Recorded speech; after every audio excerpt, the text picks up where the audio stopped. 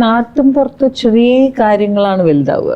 അപ്പൊ അങ്ങനത്തെ ചെറിയൊരു കാര്യം അതെങ്ങനെ ആൾക്കാർ അത് വലിച്ച് അതൊരു വേറെ രീതിയിൽ അത് ഉണ്ടാക്കുക, ആ രീതി. ഒരു ഐലൻഡ്, ആ ഐലൻഡിലേക്ക് 2 ക്യാരക്ടേഴ്സ് വരുന്നു. അവര് വന്നിട്ട് ആ ഐലൻഡിൽ ഉണ്ടാകുന്ന കുറച്ച് സംഭവങ്ങൾ, അതിനുശേഷം മറ്റൊരു ക്യാരക്ടർ ആ ഐലൻഡിലേക്ക് വരുന്നു. പിന്നെ അവിടെ നടക്കുന്ന ഒരു സർവൈവൽ ആയിട്ടുള്ള കാര്യങ്ങൾ. പിന്നെ ഒരു ഫിക്ഷനാണ്, അതൊരു കഥയാണ്. റിയാലിറ്റിയിൽ നടക്കുമോ എന്ന് ചോദിച്ചാൽ നമുക്കത് പറയാൻ സാധിക്കില്ല.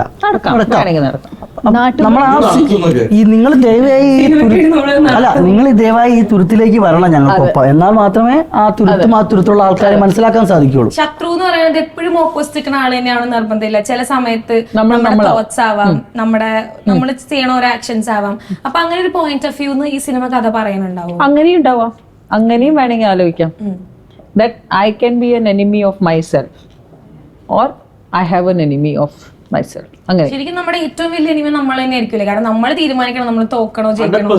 അതത്രേ ഉള്ളൂ. കറക്റ്റ്, ഞാൻ അങ്ങനെ വിചാരിക്കുന്നു. യെസ്, നമ്മൾക്കുണ്ടാവുന്ന ബുദ്ധിമുട്ടുകളുടെ എല്ലാ കാര്യങ്ങളും എന്റെ പുറകിൽ നമ്മൾ തന്നെയാണെന്നാണ് ഞാൻ വിശ്വസിക്കുന്നത്. പിന്നെ വിശ്വസിക്കുന്ന മാത്രമല്ല, വിശ്വസിക്കുകയല്ല, തിരിച്ചറിയുന്നു.